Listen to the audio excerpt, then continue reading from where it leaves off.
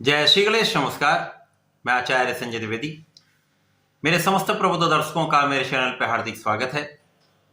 आज मैं वृश्चिक राशि का मार्च माह का मासिक राशिफल लेकर आपके सम्मुख उपस्थित हूं। मार्च माह में जो ग्रहों की स्थितियां तथा जो ग्रहों के परिवर्तन होंगे वो वृश्चिक राशि के जातकों के लिए किस प्रकार का लाभ देने वाले हैं, ये माह किस प्रकार का परिणाम प्राप्त कराने वाला है, संपूर्ण विश्लेषण मैं पूर्ण तर्क के साथ करने जा रहा हूं। प्रिय दर्शकों, ये राशिफल आपके चंद्र राशि पर आधारित है, परंतु जिन जातकों का वृश्चिक लग्न है वो भी इस राशिफल को देख सकते हैं। वृश्चिक राशि के लिए जो मार्च माह के प्रारंभ में ग्रहों की स्थितियां वो इस प्रकार होंगी। आपके तृतीय भाव में मंगल स्वयं गोचर करेंगे जो अपनी उच्च राशि में होंगे, यहाँ पर शुक्राचार्य भी होंगे। चतुर्थ भाव में त्रिग्रही योग होगा जहां पर स्वयं शनिदेव होंगे अपनी ही मूल त्रिकोण राशि में। यहाँ पर सूर्य तथा बुध का गोचर भी चल रहा होगा। पंचम भाव में राहु होंगे, षष्ठम भाव में गुरुदेव बृहस्पति का गोचर होगा। आपके एकादश भाव में केतु होंगे तथा द्वादश भाव में चंद्रमा का प्रारंभिक समय में गोचर होगा। इसके पश्चात 7 मार्च को बुध अपनी राशि का परिवर्तन करेंगे, चतुर्थ भाव से निकलकर पंचम भाव में प्रवेश करेंगे जहां पर ये अपनी नीच राशि में प्रवेश करेंगे। साथ ही साथ यहाँ पर राहु के साथ इनका युति प्रभाव आरंभ होगा। 26 मार्च को पुनः अपनी राशि का परिवर्तन करके षष्ठम भाव में प्रवेश कर जाएंगे, यहाँ पर गुरुदेव बृहस्पति के साथ युति प्रभाव आरंभ होगा। 7 मार्च को ही शुक्राचार्य भी राशि परिवर्तन करेंगे तथा तृतीय भाव से निकलकर चतुर्थ भाव में प्रवेश करेंगे जहां पर अपने परम मित्र शनिदेव के साथ होंगे। उसके पश्चात माह के अंत में 31 मार्च को राशि परिवर्तन करके पंचम भाव में राहु के साथ गोचर करना प्रारंभ करें। 14 मार्च को सूर्यदेव अपनी राशि का परिवर्तन करके चतुर्थ भाव से निकलकर पंचम भाव में प्रवेश करेंगे। किसी प्रकार से 15 मार्च को मंगल अपनी राशि का परिवर्तन करके चतुर्थ भाव में प्रवेश कर जाएंगे जहां पर शनिदेव के साथ इनका युति प्रभाव आरंभ होगा। शनि यहां पर 2 बार शनिदेव के साथ त्रिग्रही योग बनेगा, चतुर्थ भाव बनेगा जो विशेष रूप से बड़े परिणामों की प्राप्ति कराने वाला है। इसके पश्चात 17 मार्च को शनिदेव अत्यंत प्रबल अवस्था में आएंगे क्योंकि ये सूर्य के प्रभाव से मुक्त हो जाएंगे, उदय हो जाएंगे। तो ये माह बड़े परिवर्तन कराने वाला है, समय का परिवर्तन कराने वाला है, बड़े लाभ देने वाला है। प्रारंभिक समय से ही वृश्चिक राशि के लिए लग्न की स्थिति अत्यंत प्रबल होगी। आपका प्रभुत्व बढ़ने वाला है, आपकी क्षमता में वृद्धि होगी तथा भाग्य संपूर्ण रूप से आपके साथ होगा। यहाँ पर लग्नेश अपनी जब उच्च राशि में होते हैं तो सर्वाधिक लाभप्रद स्थिति बनती है। उसके पश्चात यहां से इनकी दृष्टि का प्रभाव भाग्य पर है तो महाभाग्य का साथ आपको मिलने वाला है। अब यहां पर जो सप्तम के स्वामी शुक्राचार्य हैं, जो द्वादश के भी स्वामी हैं, उनके साथ युति का प्रभाव आपके तृतीय भाव में होना, आपके भाग्य से आपके ऐश्वर्य वृद्धि का योग, विदेशी यात्राएं तथा जीवन साथी के साथ सहयोग संपूर्ण रूप से बनने वाला है। इस समय में साझेदारी में एक अच्छा लाभ आप लेने वाले हैं। साझेदारी से धन की वृद्धि का संपूर्ण योग बन रहा है। वृश्चिक राशि के जातकों के लिए जब से गुरुदेव बृहस्पति का गोचर षष्ठम भाव में चल रहा है, यहाँ पर ऋण पर नियंत्रण है, रोगों पर नियंत्रण है, यहाँ पर शत्रुओं पर नियंत्रण है, परंतु कहीं ना कहीं यहाँ पर धन का भाव पीड़ित हो रहा है। गुरुदेव की जो दोनों राशियां वो कहीं ना कहीं पीड़ित हो रहे हैं, जहां पर धन का भाव निर्बल है तथा पंचम भाव जो गुरुदेव की ही राशि वहां पर राहु का प्रभाव प्रारंभ हो चुका है, जिसके कारण यहां पर कोई ना कोई अवरोध लगा हुआ है। इस माह में लग्नेश की प्रबल स्थिति तथा अच्छे भाव में लग्नेश का होना कुछ बड़े लाभ कराने वाला है जो जीवन को गति देने वाला है। तो निश्चित रूप से धन के भाव को कुछ गति यहाँ पर प्राप्त होने वाली है, सफलता प्राप्त होने वाली है, जिसके कारण कुछ बड़े योग बड़ा लाभ दे सकते हैं। शनिदेव का चतुर्थ भाव में होना, त्रिग्रही योग में होना, जहां पर सूर्यदेव भी होंगे, सूर्यदेव जो कि यहाँ पर आपकी कार्यक्षेत्र के स्वामी होकर कार्यक्षेत्र को देखेंगे। साथ में बुध भी हैं, बुध यहाँ पर आपके लाभ के स्वामी होकर होंगे। कर्मेश लाभेश का सुख भाव के स्वामी के साथ जो पराक्रमेश भी हैं के साथ गोचर आपको महापराक्रमी बनाने वाला है, आपके सुखों में वृद्धि करने वाला। सुखों की वृद्धि कब होगी? जब आपका कार्यक्षेत्र विस्तृत होगा, कार्यक्षेत्र में एक अच्छा लाभ ले पाएंगे, कार्यक्षेत्र में पद की प्राप्ति होगी, बड़ा विस्तार होगा, व्यापार का विस्तार होगा, प्रोफेशन में बड़ा लाभ आप ले पाएंगे, बड़े अवसरों की प्राप्ति होगी, तभी आप धन का अर्जन कर पाएंगे और धन से आप सुखों को बढ़ा पाएंगे। तो निश्चित रूप से एक बड़ा लाभ का समय है। विशेष रूप से राजनीति के क्षेत्र में जो लोग हैं उनके लिए जनता का संपूर्ण सहयोग प्राप्त होने वाला है। संपूर्ण प्रशासन संपूर्ण स्थितियों में आप प्रबल रूप से लाभकारी स्थिति में रहने वाले हैं। यद्यपि यहाँ पर आपके ज्ञान शिक्षा का भाव कुछ निर्बल हो रहा है, कुछ पीड़ित हो रहा है, यहाँ पर राहु का प्रभाव कुछ अवरोध डाल रहा है, तो ज्ञान के क्षेत्र में कहीं न कहीं छात्रों के लिए कुछ निर्बलता है। प्रतियोगिता परीक्षा में उतना अच्छा परिणाम आपको प्राप्त नहीं हो रहा है, तथा जो लोग शिक्षा ले रहे हैं शिक्षा में मन उतना नहीं लग पा रहा है, तो यहाँ पर आपको अपने आत्मबल को प्रबल करना होगा।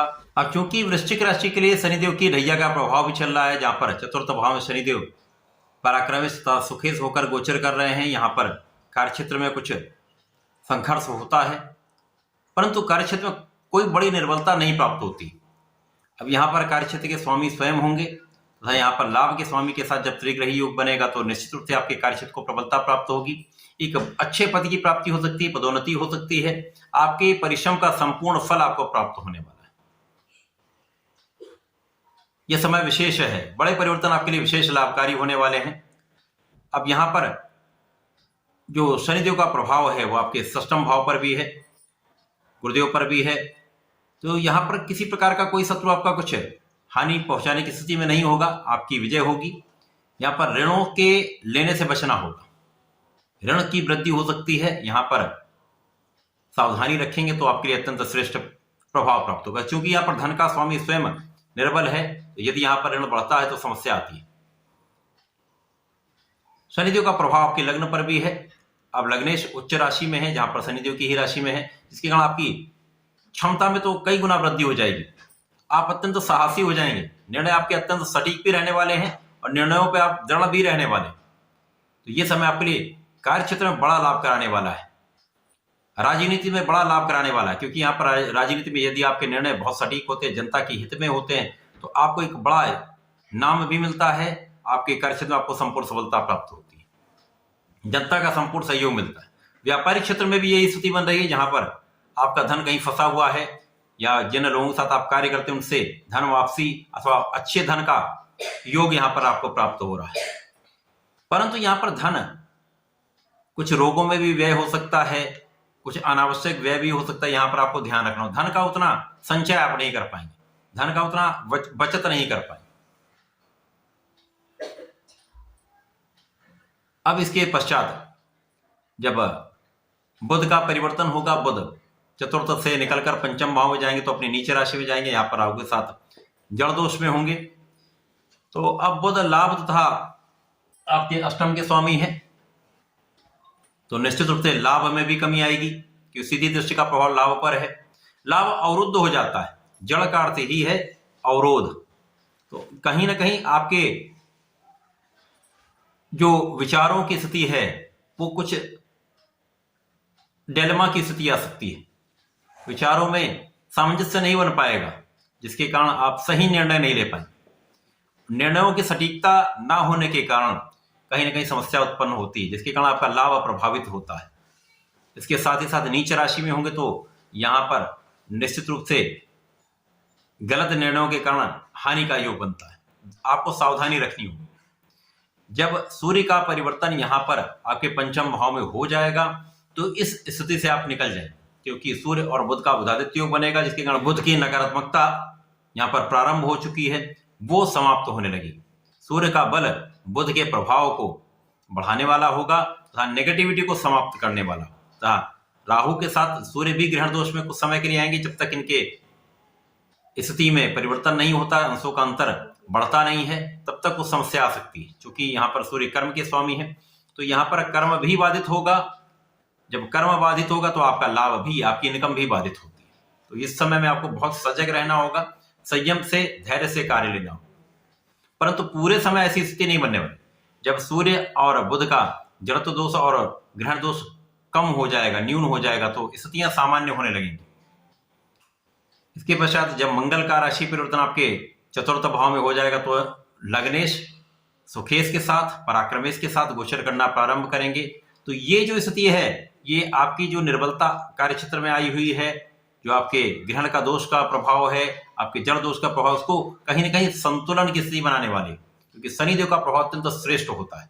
यहाँ पर शनिदेव अत्यंत विशिष्ट स्थिति में लग्नेश के साथ होंगे, तो कहीं ना कहीं आपका परिश्रम, आपका धैर्य, आपकी क्षमता, आपकी एबिलिटीज आपको कार्यक्षेत्र में आगे बढ़ाने वाली हो, जिसका लाभ भी आपको पूरा मिलने वाला है। जब सूर्य और बुध ग्रहण तथा जड़त्व दोष से बाहर आएंगे तो ये समय बड़ा लाभ कराने वाला होगा, क्योंकि मंगल यहाँ पर लगभग 45 दिनों तक गोचर करेंगे, ये बड़ा लाभ देने वाला होगा।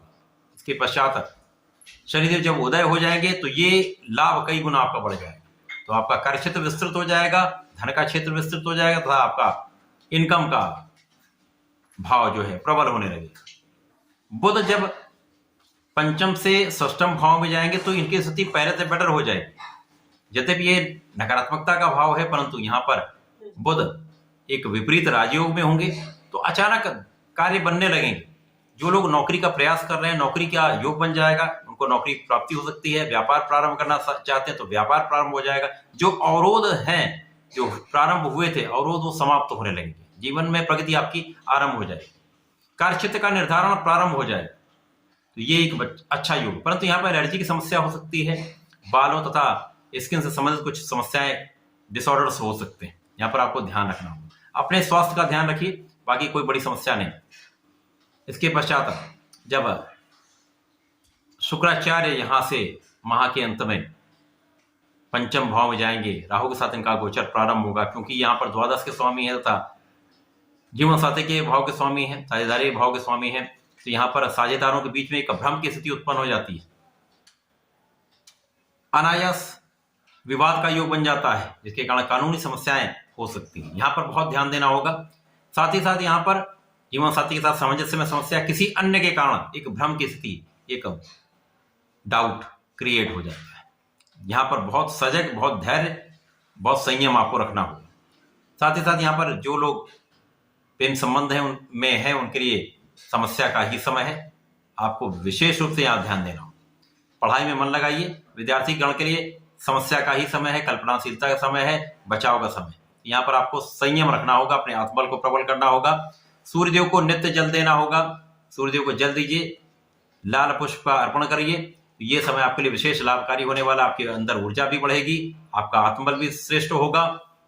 साथ ही साथ आपको प्रत्येक मंगलवार को श्री शंकर मोचन की शरण में रहकर हनुमान अष्टक का पाठ करना चाहिए। सुंदरकांड का पाठ यदि कर लेते हैं, निश्चित रूप से समस्त संकट कट जाएंगे, लाभ की वृद्धि हो जाएगी। तो ऐसा करके समय का लाभ लें। धन्यवाद, नमस्कार।